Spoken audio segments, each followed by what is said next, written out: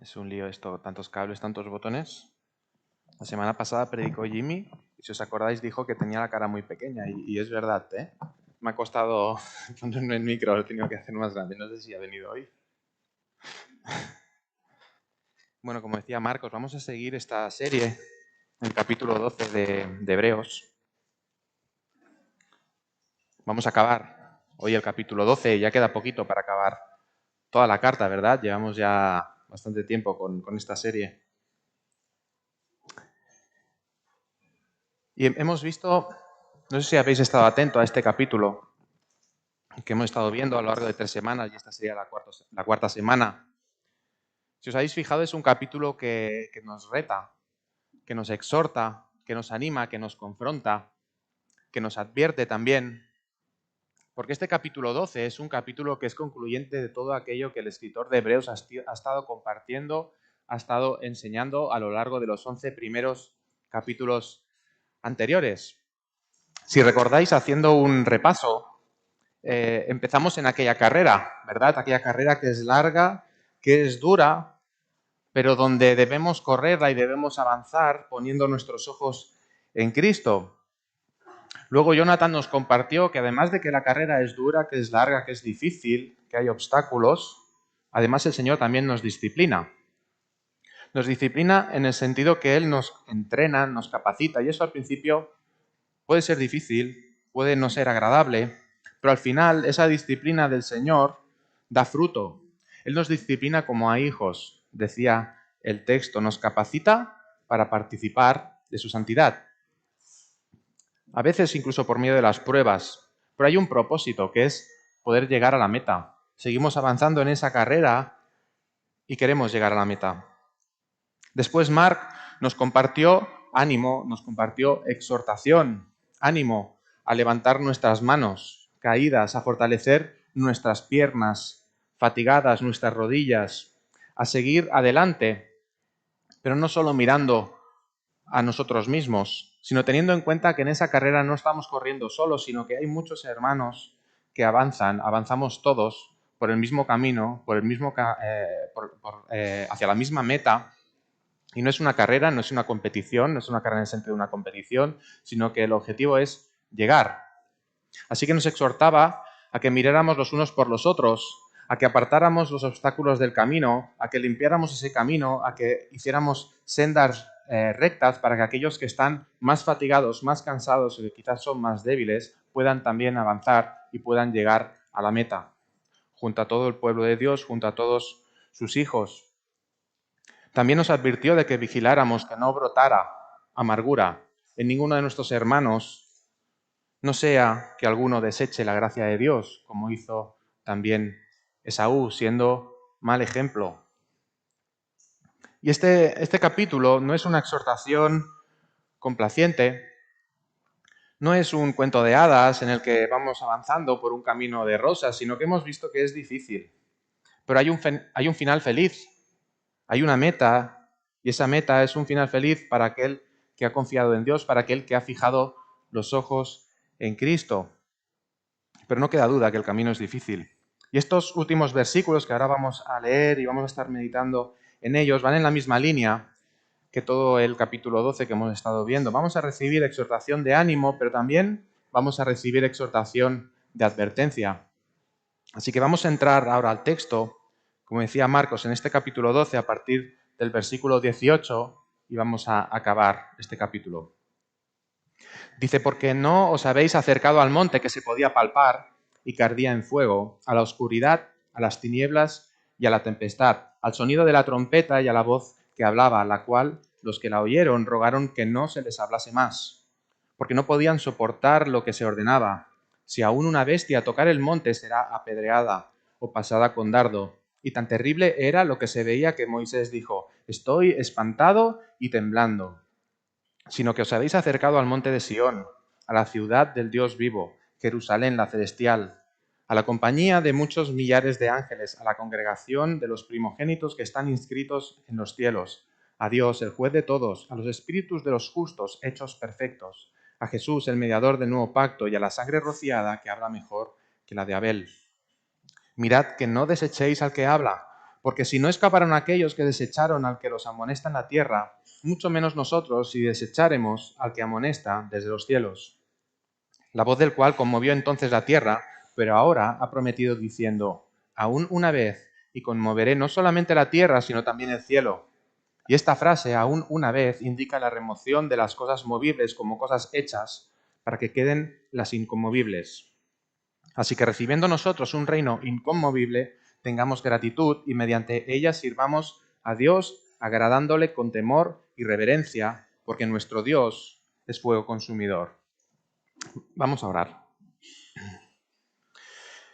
Padre, te pido, Señor, que tú hables en este día directamente a nuestros corazones, que nos hagas entender y comprender en lo profundo de nuestro corazón la palabra que tú tienes para nosotros, para que nos sea de ánimo, para que nos fortalezca, también para que nos confronte de manera que nos haga más santos, Señor, que te devolvamos a ti la palabra recibida en forma de ofrenda, de alabanza y de adoración, Señor. Bendice todos los corazones, aquellos que te conocemos, para avanzar en esa carrera y aquellos que no te conocen, para que puedan comenzar a correr en ella. Te lo pido en el nombre de tu Hijo, Cristo Jesús. Amén. En el centro de este texto retumban unas palabras que en realidad retumban en toda la carta, desde el primer capítulo hasta este capítulo 12. La meditación que vamos a ver hoy gira en torno a un versículo y concretamente a una frase de un versículo, y ese versículo es el versículo 25. Dice, mirad que no desechéis al que habla. Las palabras que el escritor de Hebreo ha estado compartiendo no son palabras propias, son las palabras de Dios. Así que no se está refiriendo al mismo, no se está refiriendo a desechar al escritor de Hebreos, sino se está refiriendo a que no deseches a Dios. ¿Y cómo se desecha a Dios? ¿Cómo se rechaza a Dios? La manera en que se rechaza a Dios es rechazando o desechando su palabra. Cuando desechamos su palabra no estamos desechando unos consejos, no estamos desechando unas lecciones morales, sino que estamos desechando directamente a Dios. Porque no puedes desligar a Dios de su propia palabra. Dios, por medio de la palabra, creó todo lo que existe. Todas las cosas que existen, todo el universo fue creado por su palabra. Por medio de su palabra Dios se dio a conocer al pueblo de Israel y por medio de su palabra Dios se da a conocer a nosotros. Incluso Dios mismo, encarnado, cuando vino en forma de hombre, es conocido como la palabra de Dios hecha carne. Si os fijáis cómo empieza esta carta de Hebreos, lo vimos al principio en el capítulo 1, dice, Dios, habiendo hablado muchas veces y de muchas maneras en otro tiempo, en estos postreros días nos ha hablado por el Hijo. Y podríamos añadir este versículo 25, por lo que no desechéis al que habla, porque eso es desechar a su Hijo, es desechar a Dios. Los creyentes entendemos que hay dos tipos de respuesta posible a Dios. O bien lo aceptas o bien lo rechazas. Timothy Keller escribió un libro que se llama Iglesia Centrada. Y él no habla de dos tipos de respuesta, sino que en ese libro hablaba de tres tipos de respuesta. Él afirmaba que había tres maneras de responder a la palabra de Dios. Esas tres maneras él las llamaba la irreligión, la religión y el evangelio. La irreligión es evitar a Dios como Señor y Salvador e ignorarlo por completo, del todo. A eso también se conoce como el relativismo. La religión es evitar a Dios también como Señor y Salvador, pero en lugar de ignorarlo por completo, lo que hace la religión es desarrollar una rectitud moral para luego presentársela a Dios, para que Dios nos deba algo. También es conocido como el moralismo. Y el Evangelio, sin embargo, no tiene nada que ver con la religión o la irreligión. No se trata de que desarrollemos algo para ofrecer a Dios, sino al contrario. Es Dios quien desarrolla y nos da justificación a través de Jesucristo y lo hace además de forma gratuita. En ese libro, Keller afirmaba que es mucho más fácil pasar del Evangelio a la religión que no hacer el paso contrario, estar en la religión y pasar al Evangelio. Y esta es precisamente la situación en la que se encontraban los hermanos judíos a los que se les escribió esta carta. Ellos estaban en el Evangelio, algunos de ellos, y estaban cayendo a la religión, al moralismo de obras. El problema es si nunca has conocido el Evangelio. El problema es si siempre has vivido, si siempre te has movido en medio de la religión. Porque, como decía Keller, el salto para llegar al Evangelio es más grande, es más difícil de identificar, de que te des cuenta dónde estás. Y además es peligroso porque la siguiente caída de la religión es hacia la irreligión, hacia el relativismo. Ese paso es fácil porque las dos posturas están muy cerca la una de la otra, la religión y la irreligión. Ambas posturas buscan salvarse a uno mismo por sus propios medios, ambas posturas toman sus propias decisiones, ambas posturas responden de la misma manera a la palabra de Dios. Ambas posturas desechan al que habla, desechan la palabra de Dios. Y en el libro de Hebreos hemos ido viendo varios avisos acerca de eso, acerca de rechazar a Dios, acerca de ese peligro que conocemos como apostatar, rechazar a Dios por completo. Al inicio de la carta, en Hebreos 2, del 1 al 3, tenemos una advertencia parecida a este versículo 25. Nos dice, atender con diligencia aquello que hemos oído, no sea que nos deslicemos, nos advertía. En el capítulo 3, versículo 12, nos llamaba a estar vigilantes, no sea que haya un corazón malo de incredulidad que haga que nos apartemos de Dios. En el capítulo 4, versículo 11, nos exhortaba a no caer en desobediencia, no sea que no entremos en su reposo. En el capítulo 6, versículo del 4 al 6, teníamos la advertencia de apostasía, la imposibilidad de arrepentimiento para aquellos que rechazan la palabra de Dios y que han visto la obra del Espíritu Santo. En el capítulo 10, versículo 26 al 29, nos alertaba sobre aquellos que pecan voluntariamente rechazando el Evangelio. A eso solo les queda la horrenda expectación de juicio, decía ese texto. Y en este capítulo 12 vimos cuando predicó Mark aquella advertencia de estar atentos, no sea que alguno deje de alcanzar la gracia de Dios, como le ocurrió a Esaú. No es que la salvación se pierda, sino es que quizás nunca han gustado de ella, quizás siempre han permanecido esas personas en la religión y nunca han conocido el Evangelio. El peligro de eso es que es fácilmente posible que rechaces a Dios por completo, porque su palabra ya la estás rechazando si te encuentras en esa posición. Y esto es lo que nos advierte este versículo 25 que encontramos en el centro de este texto. No desechéis al que habla. Pero antes de esta advertencia, el escritor nos presenta dos escenarios, ¿verdad? Dos escenarios que vemos que son muy diferentes, pero ambos están precedidos por dos montes. El monte Sinaí, por un lado, y el monte Sión, por el otro lado. En Sinaí es donde llegó Israel, el pueblo de Israel, después de que fuera sacado de la esclavitud de Egipto y fue a ese monte a encontrarse con Dios. Y en Sión tenemos representado el reino celestial, la morada de Dios. Son dos escenarios muy diferentes. Y si hacéis ahora un ejercicio de imaginación, imaginaros que esa descripción, podéis ir mirando el texto en esos primeros versículos. Imaginaros que son dos cuadros y que están colgados en una misma pared en un museo. Lo que veríais es que son muy diferentes. Si os fijáis en la descripción del texto, los cuadros son radicalmente diferentes y opuestos. Si estuvierais en ese museo y mirarais los cuadros de lejos, sin ver los detalles, ya os daríais cuenta que son diferentes. Porque en un cuadro veríamos que predomina el color negro de las tinieblas, el gris del humo, el rojo, el naranja del fuego, de los relámpagos, y en otro predominarían más bien tonos suaves, el blanco, en el otro habría mucha luz, así que ya de lejos veríamos dos cuadros totalmente diferentes. Pero si nos acercáramos a esos cuadros y los viéramos más de cerca, nos daríamos cuenta que en un cuadro hay ruido, hay estruendo de relámpagos, de truenos, del sonido de la trompeta de la bocina que va en aumento, de la voz tronante de Dios. Y en el otro cuadro, en el de Sión, lo que veríamos es que hay sonido de arpa, cánticos angelicales. Si prestáramos más atención a los detalles, nos daríamos cuenta que en los rostros de aquellos que aparecen en el primer cuadro hay terror, hay miedo, y hay temblor. Y si miráramos los rostros del segundo cuadro, hay gozo, hay alegría y hay paz. Qué contraste, ¿verdad?, entre estas dos escenas que nos presenta el escritor.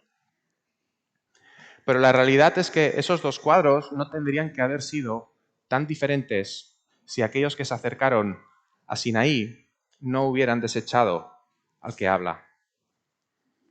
Cuando Moisés se presentó por primera vez a Faraón, Dios expresó claramente a Faraón cuál era su voluntad.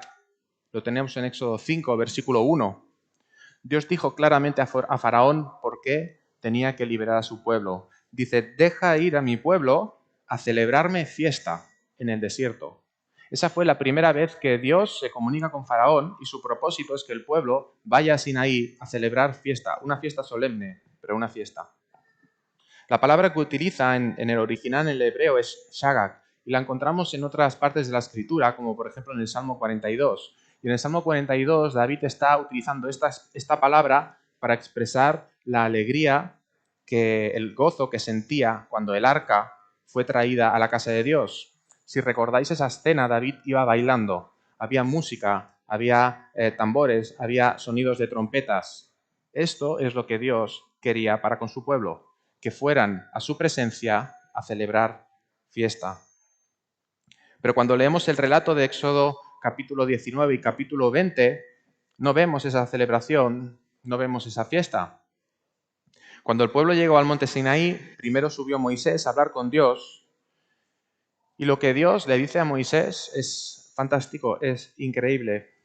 En Éxodo 19, del 4 al 6, Dios le dice a Moisés, vosotros visteis lo que hice a los egipcios y cómo os tomé sobre alas de águilas y os he traído a mí.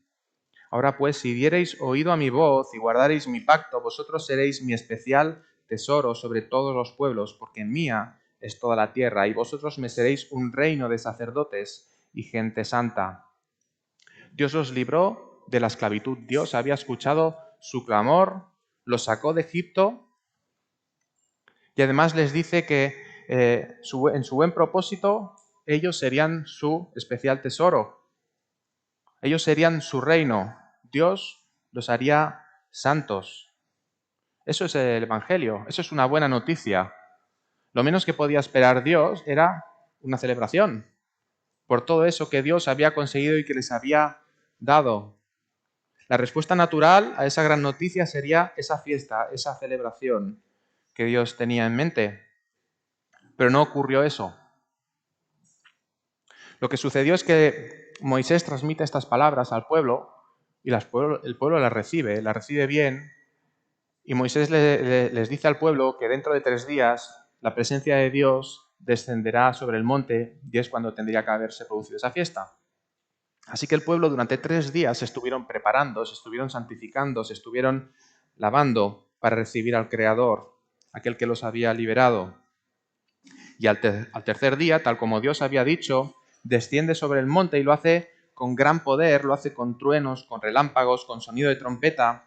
Todo el monte entero humeaba porque nos dice la palabra que Dios descendió en apariencia de fuego sobre el monte.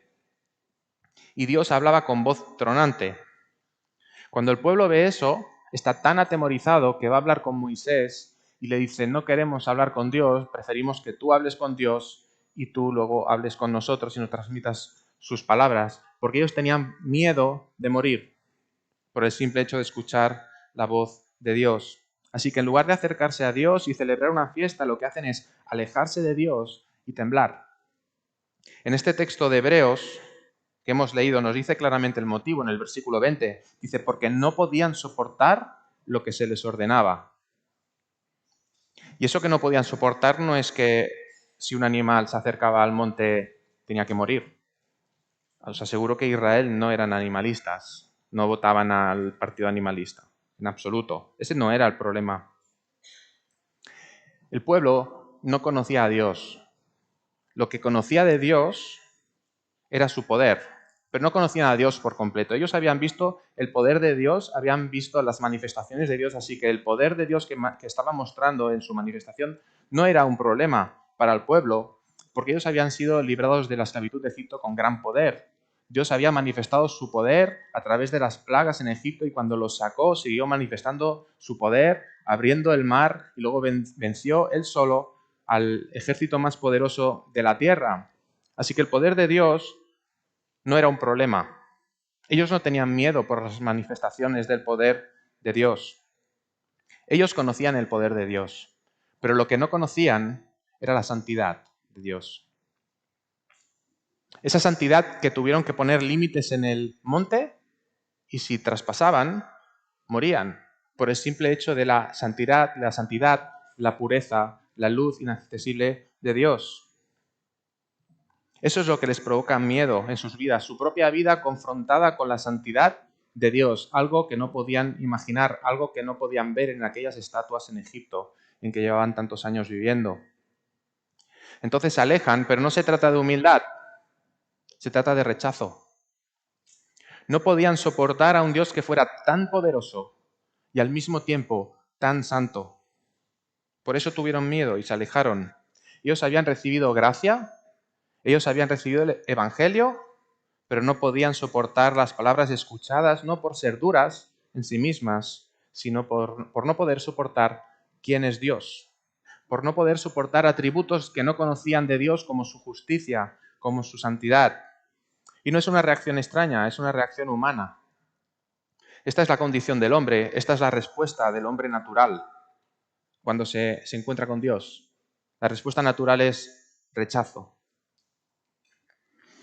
Os voy a contar una pequeña anécdota.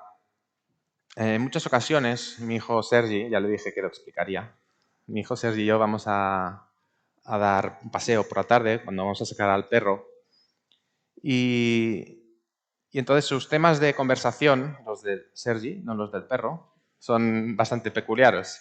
Los del perro serían sorprendentes, pero los del Sergi son peculiares. Y uno de sus temas preferidos es hablar de superhéroes o de superpoderes. Y él me suele hacer esta pregunta, me dice, papá, ¿cuál es tu superhéroe favorito? Pero siempre añade una coletilla a la pregunta y me dice, no vale Superman, porque sabe que es mi superhéroe favorito desde niño. Entonces, siempre que me hace esta pregunta, le diré Superman. Yo me disfrazaba de Superman, tenía un pijama azul y me ponía un bañador rojo encima y una toalla roja y me veía igual. Y entonces estuve leyendo un artículo acerca de las películas de Superman. A mí me gustan las películas de Superman porque me gusta Superman.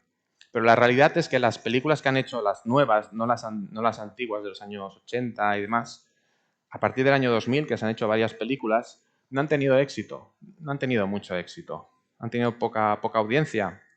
Y este artículo que leía decía que las películas de Superman no tenían éxito porque eran previsibles. Y eran previsibles porque Superman es invencible. Así que no sorprendían las películas. Pero el problema no era solo ese, el problema es que, además de ser invencible, Superman es moralmente perfecto. Y eso hacía que fuera poco interesante para el público. Y no solo eso, sino que hacía que el público no se pudiera identificar con él. Así que las películas no solo no han tenido éxito, sino que era difícil que una película de Superman en nuestros días tuviera éxito por las características de este superhéroe, ¿no? Es decir, alguien que es poderoso, alguien que es invencible, alguien que es moralmente perfecto, en nuestra sociedad no gusta. En nuestra sociedad no triunfa. La gente no puede identificarse con ese personaje. Y es interesante, me pareció muy interesante este artículo porque te hace pensar, te hace reflexionar. Esto es lo que le pasó al pueblo de Israel allí en el monte. Y nos damos cuenta, viendo este artículo, esta anécdota, que no hemos cambiado. El hombre no ha cambiado tanto en estos miles de años que han pasado desde entonces. ¿A quién queréis soltar? ¿A Barrabás o a Jesús? Barrabás, ¿verdad? Dijeron. El hombre no cambia, no ha cambiado. Van pasando los milenios y el hombre sigue exactamente igual. No es algo nuevo. Habla de la condición natural del hombre. El pueblo de Israel se encontró a un Dios que no esperaba. Demasiado alto, demasiado inconcebible, demasiado perfecto, demasiado puro, pero además era demasiado poderoso, era inmutable, demasiado justo y demasiado santo. Así que no solo se apartan, sino que cuando se apartan fue cuando hicieron aquel becerro de oro, si recordáis.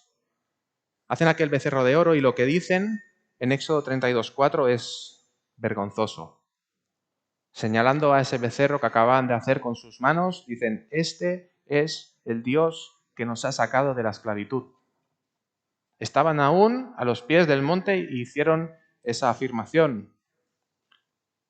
Esta es la irreligión de la que hablaba Keller en su libro. No me gusta lo que oigo, no lo puedo soportar, no lo entiendo, no lo puedo concebir, así que me aparto y lo hago a mi manera. Eso es el relativismo. Es lo que expresa Romanos 3. No hay quien entienda, no hay quien busque a Dios, todos se han desviado, a una se han corrompido. Y en Sinaí encontramos otro ejemplo. Encontramos el ejemplo de la irreligión, del apartarse de Dios, del desecharlo por completo, de inventarse su destino. Pero también encontramos otro ejemplo más, porque cuando Dios da instrucciones en Sinaí, da instrucciones de que tenían que construir el tabernáculo, aquel templo portátil donde se iba a servir y adorar a Dios. Y cuando ellos acaban de construir el tabernáculo, de nuevo se encuentran a los pies de Sinaí. Y allí se consagran a los sacerdotes, a Aarón y a sus hijos. Y nos dice Números 3, versículo 4 y Levítico 10, versículo del 1 al 3, que los hijos de Aarón ofrecieron fuego extraño que Dios nunca les mandó. Lo que los hijos de Aarón hicieron fue intentar ganarse el favor de Dios a su manera, pero no como Dios se lo había ordenado. De nuevo desecharon la palabra de Dios. De nuevo desecharon al que habla. Esto es la religión, esto es el moralismo que también hablaba Keller. Es la segunda respuesta que puedes dar a Dios, que puedes dar a su palabra. Esa religión que busca encontrar el favor de Dios para que Dios nos deba algo y también a nuestra manera, sin tener en cuenta la palabra de Dios. De manera que tanto la irreligión como la religión nos llevan al mismo punto, nos llevan a la muerte. En aquel día 3.000 hombres que adoraron al becerro de oro murieron, y los hijos de Aarón, Nadab y Abiú, que ofrecieron ese fuego extraño intentando ganar el favor de Dios, murieron al instante.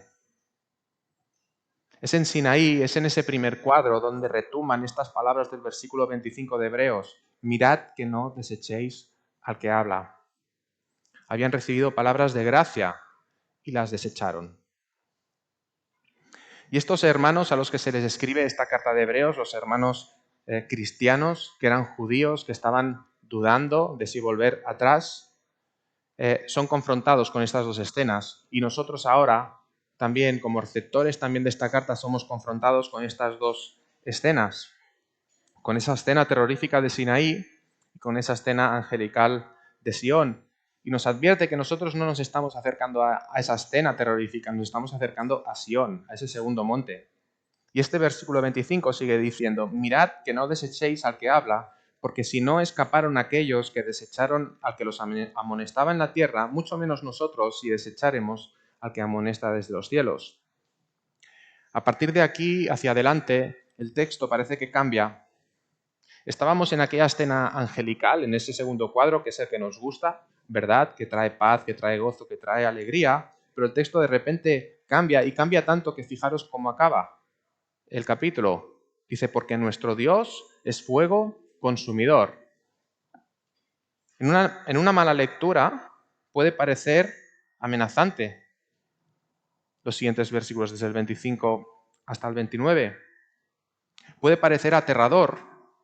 Estábamos en un cuadro angelical y parece que el escritor de Hebreos ahora se esté empeñando en transformar ese cuadro, ese segundo cuadro, en el primer cuadro.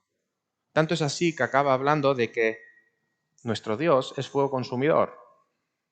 En Éxodo 24:17 nos dice que cuando Dios descendió sobre el monte Sinaí, lo hizo en apariencia de fuego.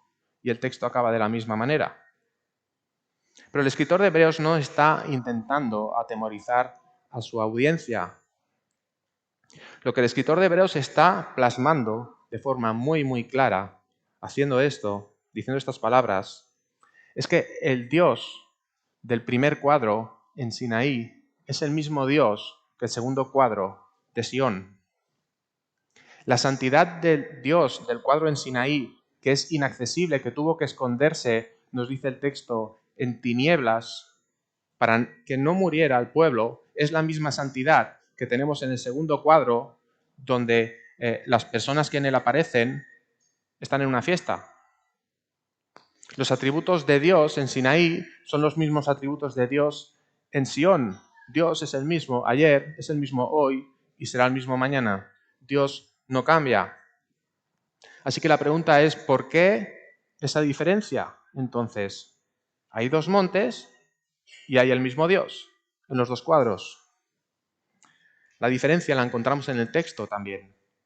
La diferencia la hace Jesús, el mediador del nuevo pacto, quien se presentó en forma de hombre manso, humilde, quien se presentó como siervo sufriente, quien sufrió la agresión de pecadores contra él, que leímos en el versículo 3 de este mismo capítulo, quien soportó la vergüenza de la cruz, pero se sentó a la diestra del trono, como leímos en el versículo 2 de este capítulo 12, de quien su sangre habla mejor que la de Abel, como dice el versículo 24 de este texto. ¿Te has preguntado qué es lo que dice la sangre de Abel? Caín mató a su hermano Abel y nos dice en Génesis 4:10 que la sangre de Abel clamaba a Dios. Pero la sangre de Abel clamaba a Dios no solo contra Caín. En Mateo 23 o en Lucas 11, Jesús mismo acusa a los fariseos de ser culpable de toda la sangre de los justos y concreta desde Abel hasta Zacarías y todos aquellos que vendrían después. Eso es lo que les dice Jesús a esos fariseos. La sangre de Abel clama contra aquellos que rechazan a Dios. La sangre de Abel clama contra aquellos que rechazan su palabra, apartándose del Evangelio y cayendo al moralismo, a la religión de obras. Clama contra aquellos que intentan ganarse el cielo. Claman contra aquellos que sus obras intentan ganarse el favor de Dios, como hizo Caín. Caín ofreció una ofrenda a Dios que Dios no aceptó porque no era agradable. Caín trataba de buscar el favor de Dios, pero no era una respuesta de gratitud a Dios por el simple hecho de haber sido creado por Dios. No reconocía quién era Dios, simplemente trataba de ganarse su favor. Caín era un religioso y Abel vivió el Evangelio. Tal es así que fue justificado. Lo vimos en el capítulo 11 de Hebreos. Abel fue justificado. Y la sangre de Cristo también fue derramada en tierra como la de Abel. Y la sangre de Cristo también clama como la sangre de Abel. Pero la sangre de Cristo no clama para condenación, sino para redención y perdón de pecados. Colosenses 1 dice, para reconciliar todas las cosas y para hacer la paz mediante su sangre. Grábate estas palabras. La sangre de Cristo clama para reconciliar todas las cosas, reconciliación y hacer la paz. Es por medio de su sangre reconciliadora que ese segundo cuadro es una fiesta. Es por medio de su sangre reconciliadora que junto a esos ángeles, miles de ángeles, se encuentran aquellos que han sido redimidos por su sangre. Sin entrar mucho en detalle, pero cuando habla en este texto de los primogénitos y de los justificados, hechos perfectos, de lo que está hablando es de la plenitud del pueblo de Dios. Está hablando de aquellos que han sido redimidos y justificados. Está hablando del pueblo de Dios al completo, los del pasado, los del presente y los del futuro. Todo el pueblo de Dios delante de su presencia celebrando una fiesta. La semana pasada Jimmy nos predicó de Apocalipsis, ¿verdad? Y nos dijo que es como si Dios descubriera un velo al cielo, como si Dios abriera una ventana para que viéramos lo que en él hay, para traer esperanza. Y el escritor de Hebreos está haciendo lo mismo aquí en este texto. Está abriendo una ventana para que veamos lo que hay en la meta cuando acabemos esa carrera. El escritor de Hebreos nos está adelantando lo que hay en la meta para tener esperanza, para que tengamos fuerzas, para que afirmemos nuestras piernas, levantemos nuestras manos, nos ayudemos los unos a los otros y sigamos adelante. Y la visión que tenemos aquí en este texto de Hebreos es muy similar a la visión que tenemos en Apocalipsis 14. Fijaros lo que dice Apocalipsis 14. Dice, después miré y he aquí el Cordero estaba en pie sobre el monte Sión. Estamos en la misma escena. Y dice, y con él 144.000 que tenían el nombre de él y el de su padre escrito en la frente. Y oí una voz del cielo como estruendo de muchas aguas y como sonido de un gran trueno. Y la voz que oí era como de arpistas que tocaban sus arpas. Y cantaban un cántico nuevo delante del trono y delante de los 4 seres vivientes y de los ancianos. Y nadie podía aprender el cántico, sino aquellos 144.000 que fueron redimidos de entre los de la tierra. No sé si recordáis cuando hicimos hace un tiempo la serie de Apocalipsis, creo que este texto lo expuso Dani y él le explicaba que esos 144.000 nos está hablando de la totalidad del pueblo de Dios, los del Antiguo Testamento y los del Nuevo Testamento. Es la misma escena, es el mismo texto, con 2 visiones distintas. Todo el pueblo de Dios celebrando una fiesta en el monte Sión, donde encima del monte está el Cordero. Si os fijáis en este texto de Apocalipsis nos da un poquito más de detalle porque hay truenos, como en Sinaí. Creo que Jimmy también lo comentó respecto a otro texto de Apocalipsis. Hay truenos, hay relámpagos, la voz de Dios también suena tronante, pero aquí no hay temor, aquí no hay temblor.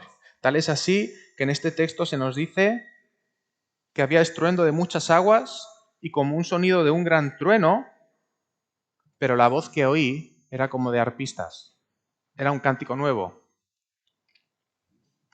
Y solo los redimidos pueden escuchar este cántico y cantarlo. Solo los redimidos son los que escuchan la palabra de Dios. Los redimidos son los que no desechan al que habla. Es en Sión y no en Sinaí donde Dios consuma su plan perfecto para su pueblo. Es en Sión donde Dios reúne a su pueblo después de librarlos de la esclavitud para celebrar fiesta. La fiesta no era en Sinaí, era en Sión. Lo que Moisés no pudo conseguir como mediador en Sinaí, Cristo lo consiguió como mediador en Sión. Al final de esa dura carrera nos desvela el escritor de Hebreos lo que hay en la meta, lo que nos espera allí. Es por eso que Dios nos está disciplinando, es por eso que Dios nos está entrenando, nos está capacitando para que podamos participar de su santidad. Si no lo hiciera, nos quedaríamos en el primer cuadro, temblando. Es por eso que tenemos que cuidar los unos de los otros.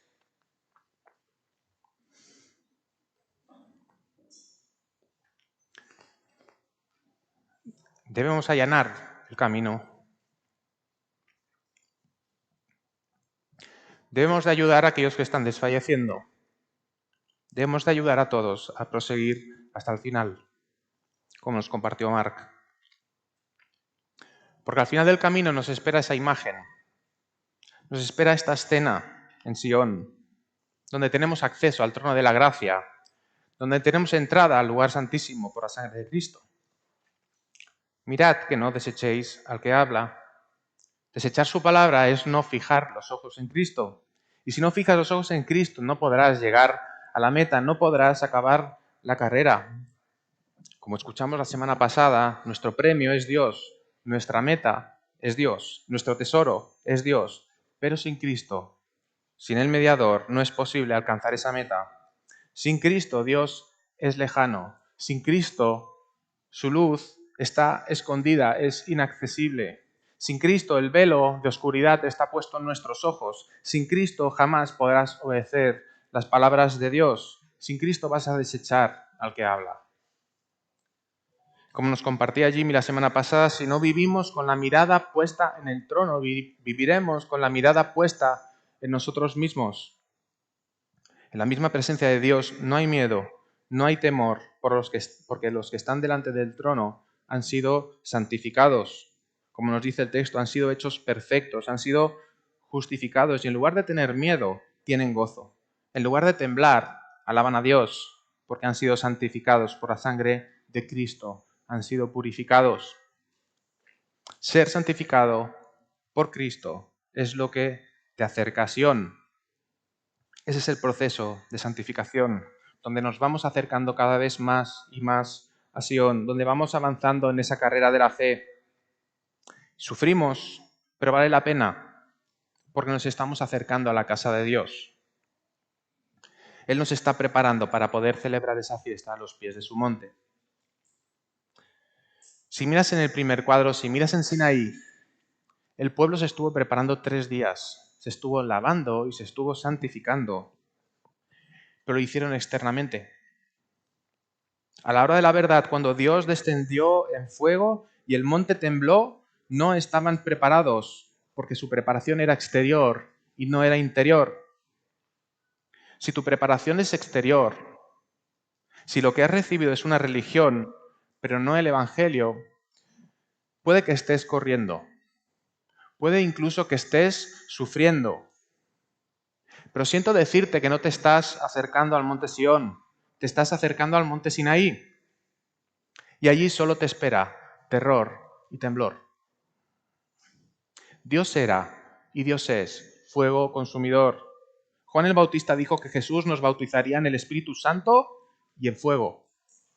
Pablo expresó cómo nuestras obras serían reveladas por fuego. ¿Y sabes qué ocurrirá? Que la obra del Espíritu Santo en nosotros permanecerá, será lo único, inconmovible. Pero las obras hechas con nuestras manos y por nuestro esfuerzo, sin tener los ojos puestos en Cristo, serán hechas cenizas, no servirán para nada, se las llevarán el viento. Dice Malaquías capítulo 3, versículo del 2 al 3, ¿y quién podrá soportar el tiempo de su venida? ¿O quién podrá estar en pie cuando Él se manifieste? Porque Él es como fuego purificador y como jabón de lavadores y se sentará para afinar y limpiar la plata. Nosotros somos esa plata. Dios como llama de fuego nos afina, nos limpia, nos perfecciona. ¿Y sabes para qué? Para que cuando acabemos esa carrera y crucemos la meta, podamos entrar por las puertas de la Jerusalén celestial para ofrecerle a Él todo el honor, toda la gloria, toda la honra, toda la alabanza y celebrar fiesta solemne junto a todos los redimidos y junto a todos los ángeles y en medio el Cordero de Dios que venció a la muerte, que nos dio vida en abundancia. Y no solo seremos purificados por fuego, porque sabemos que toda la creación será purificada, toda la creación será cambiada. Lo vimos al principio también de Hebreos, aquí lo repite. Al principio en el capítulo 1 decía que sería mudada como un vestido, haciendo alusión al Salmo 102. Los versículos 26 y 27 de este texto nos recuerdan cómo Dios mudará, cambiará toda la creación. Cuando Dios descendió sobre el monte Sinaí, lo hizo temblar.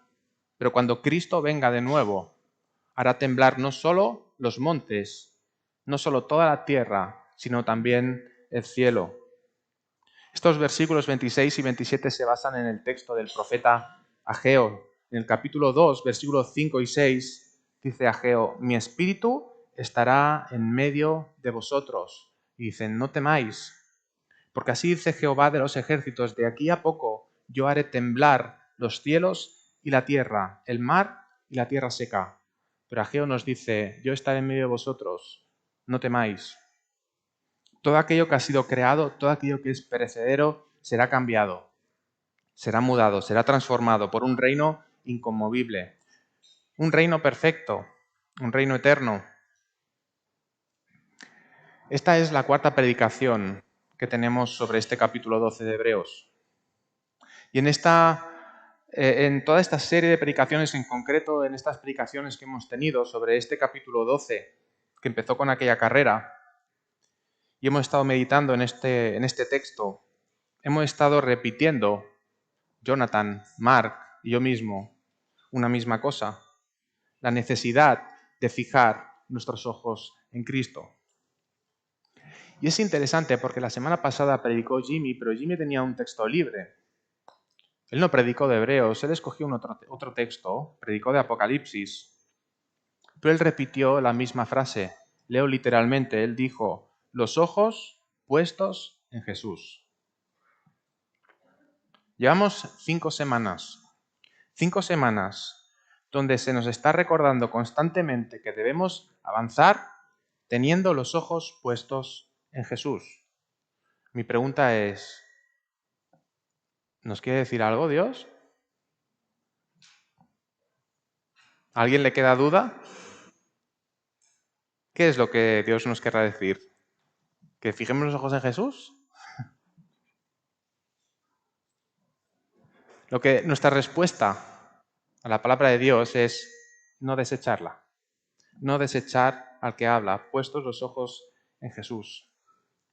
Mira, cuando Hebreos habla en este texto de conmover los cielos y la tierra, la palabra original significa sacudir, temblar, pero en el sentido de sacudir. Es dar una sacudida que lo transforma todo en algo nuevo, en algo mejor. ¿Será que Dios nos está sacudiendo? ¿Te sientes sacudido? ¿Te sientes sacudida? No es malo eso. Es renovación, es bendición. Y me encanta al final de este capítulo cómo acaba en el versículo 28, porque nos dice, recibiendo nosotros un reino inconmovible. En el original se refiere a un recibimiento que es cercano. Es un recibimiento tan cercano que es como si lo pudieras recoger en tus brazos. Y lo que me gusta es que está en presente continuo. No dice que recibimos o que recibiremos, sino dice recibiendo de forma continua. Así que no tenemos que llegar a Sion para empezar a recibir el reino, sino que en parte ya estamos recibiendo ese reino. A medida que corremos, a medida que avanzamos, a medida que proseguimos en la carrera, a medida que nos alentamos, a medida que nos animamos, a medida que nos exhortamos los unos a los otros, la obra de Cristo se perfecciona en nosotros, en nuestra santificación. Esa es la obra inconmovible de Cristo en nosotros, en su iglesia. Es así como vamos recibiendo ese reino. Es como vemos que nos vamos acercando a ese segundo cuadro, a ese Sion. Tengamos bien presente al que habla y a su palabra. Me gustaría que fuera pasando el grupo de alabanza, no voy a cantar, que os pongáis de pie, y me gusta acabar con un texto siempre, con un versículo. En este caso voy a acabar con las palabras de Zacarías, capítulo 2, versículo 10. Que seamos animados, como acaba este texto, a servir a Dios agradándolo, a tener reverencia, adoración, a dar una respuesta a su palabra, a no desechar a su palabra. Dice Zacarías 2, versículo 10. Canta y alégrate, hija de Sión, porque he aquí vengo y moraré en medio de ti, ha dicho Jehová. Que el Señor nos bendiga.